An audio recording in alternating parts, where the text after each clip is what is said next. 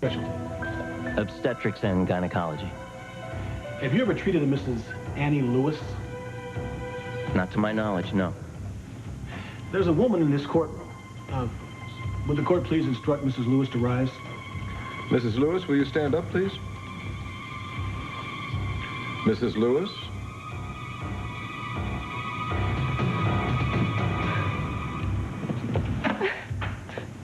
Dr. Levine, have you ever treated that woman right there? Mrs. Johnson, yes. She told you her name was Johnson. That's correct. Let the record show that the witness identified Mrs. Lewis as Mrs. Johnson. Mrs. Lewis, you may sit down. Now, Dr. Levine, could you please tell the court when Mrs. Lewis, alias Mrs. Johnson, came to your office? Earlier this year, at the end of April. And why did she come to your office?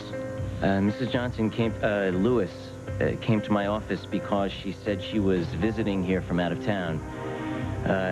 Well, she had an obstetrical emergency. And what was the nature of her obstetrical emergency?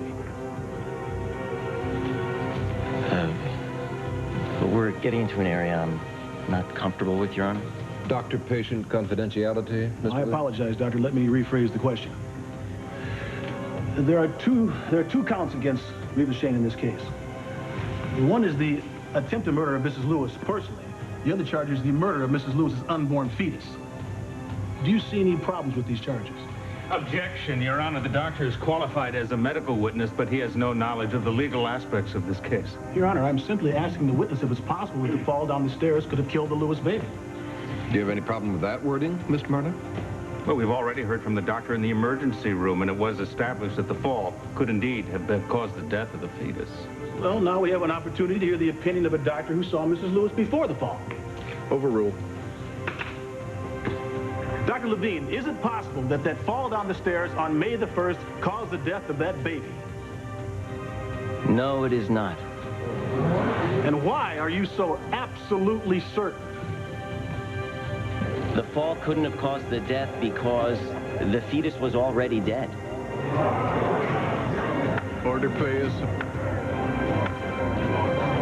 Order.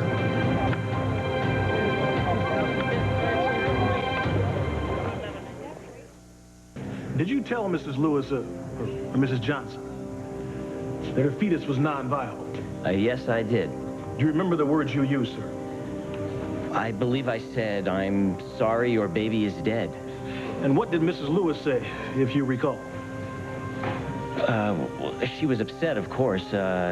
She said something like, "So, it's over." Thank you, Doctor. No further questions. What did I tell you? Your testimony was completely unnecessary. Daddy, stop it. It was, Chrissy. I don't expect you to understand, but I have no regrets testifying. None. It's one thing to lie to the court, to Reva, and to Josh, Annie, but it's another thing to lie to me. Ellen. After all I have helped you through, the problems I have helped you handle. Listen, I know you're almost upset. killed me by smashing a vase No, on my head. no. Look, I covered for you then, and all of that has been for nothing. What if they'd asked Dr. Levine about your husband, Mr. Johnson? No, I can explain. No, Annie, I don't want to hear any more of Listen, your lies. I can explain everything to everybody. You know what? I don't want to hear a word of it. Not one word. Mr. Martyr, Mr. Williams, up here, please. Do you intend to examine this witness, Mr. Martyr? No, I do not, Your Honor. You may step down, Dr. Levine. Thank you.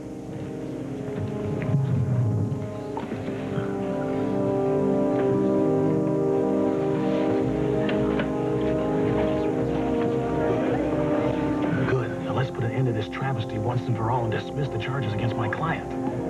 Frankly, I'm inclined to share your point of view, Counselor. Ross, you have to put me back on the stand again. What? Please, I have to explain. Please, I need to testify again.